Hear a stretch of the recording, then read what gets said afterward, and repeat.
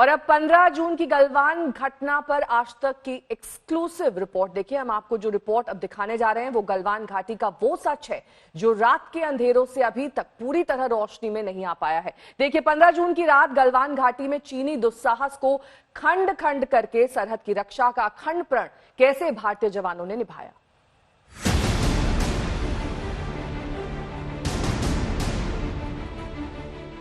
लद्दाख में हमारे 20 जाबाज शहीद हुए, लेकिन जिन्होंने भारत माता की तरफ आंख उठाकर देखा था, उन्हें वो सबक सिखा कर गए।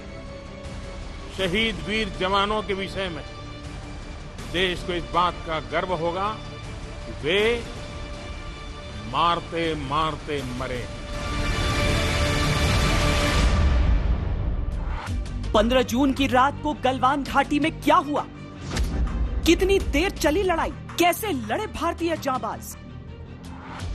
16वीं बिहार रेजिमेंट के पराक्रम ने कैसे चूर चूर किया चीन का अहंकार? भारतीय जवानों के शौर्य के सामने कैसे सरेंडर कर गई पीएलए? तो मैं गौरव के साथ इस बात का जिक्र करना चाहूंगा कि ये पराक्रम बिहार रेजिमेंट का है। चंद घंटों में भारतीय जवानों ने अपने बलिदान से गलवान घाटी में शौर्य की वो कहानी लिख दी जिसे सदियां दोहराएंगी। एलएसी पर जो हुआ है उसे 3 टुकड़ों में समझना होगा। शुरुआत चाइना की तरफ से हुई, जिसके बाद भारत ने पलटवार किया। इतना साफ है कि नुकसान चाइना को ज्यादा हुआ है।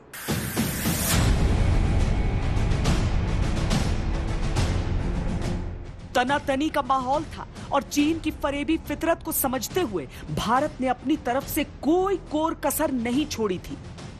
गलवान घाटी पर भारत और चीन के सेनाओं के बीच क्या क्या हुआ उसे लेकर जबरदस्त विवाद छिड़ा है, लेकिन इसके बीच हम आपको पूरी इनसाइड स्टोरी दे रहे हैं।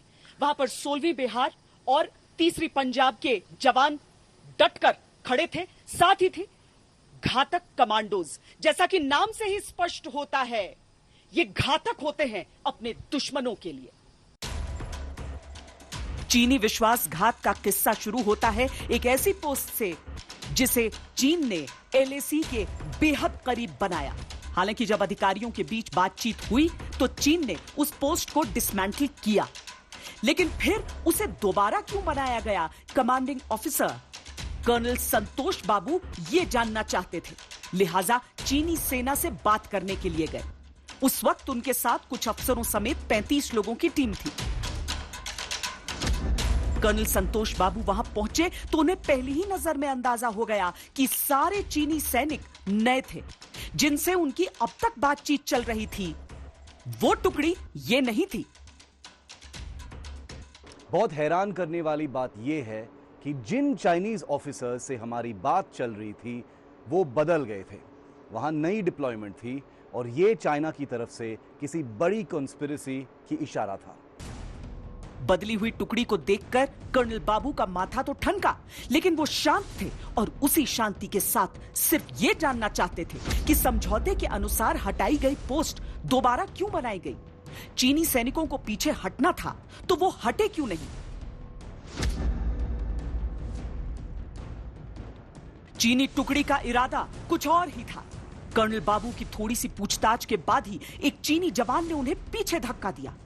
भारतीय सैन्य परंपराओं के संस्कार में कमांडिंग ऑफिसर का सम्मान पिता की तरह किया जाता है। चीनी दुस्साहस ने भारतीय जवानों के सब्र की लकीर को पार कर दिया था। किसी भी यूनिट का जो कमांडिंग अफसर होता है वो उन जवानों के लिए उनके पिता के समान होता है। कर्नल संतोष बाबू एक बहुत ही संयम और शक्ति के संतुलन वाले सिपाही थे।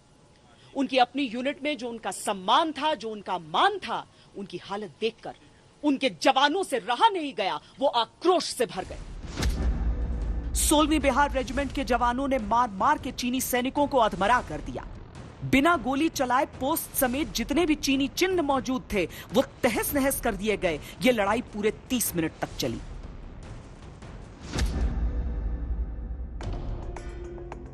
कर्नल संतोष बाबू निर्भीक और निडर थे, लेकिन चीन को कोई मौका नहीं देना चाहते थे। उन्होंने भारतीय पोस्ट से और जवानों को भेजने का मैसेज भेज दिया। भारतीय जांबाजों ने यह तय किया कि चीन के अनुशासनहीन सैनिकों को पकड़कर उनके सीनियर ऑफिसर्स को सौंप देंगे। लेकिन कई और चीनी सैनिक रिज पर पहले से ही दो तरफा घात लगाए बैठे थे।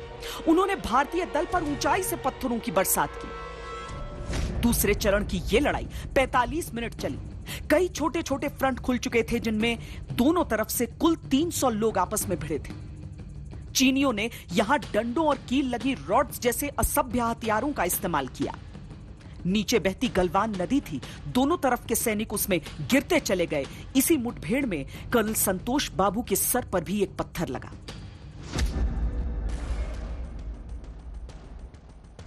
कर्नल संतोष बाबू समेत अपने कई साथियों के बलिदान ने भारतीय जवानों के आक्रोश की हद पार कर दी। 11 बजे के बाद लड़ाई का तीसरा चरण शुरू हुआ। 16वीं बिहार के साथ तीसरी पंजाब और इनके घातक कमांडोज आ मिले। यहां से जो हुआ वो चीनी शायद कभी भूल नहीं पाएंगे। मिली जानकारी के अनुसार 16 चीनी जवानों का शव उसी वक्त चीनी अफसरों को सौंपा गया था।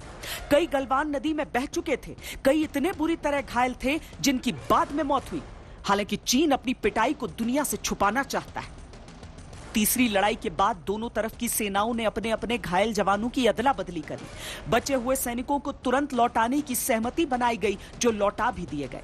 लेकिन 15 जून की रात जो हुआ वो चीन कभी भुला नहीं पाएगा। उसे याद आएंगे वो उद्घोष जिन्होंने चीनी सेना से होश छीन लिए थे। याद आएंगे भारतीय जांबाजों के वो बाहुबल जिनमें चीनी सैनिकों ने छटपटाते हुए दम तोड़ा था। दिल्ली में शिव अरूर के साथ श्वेता सिंह, लद्दाख आज तक।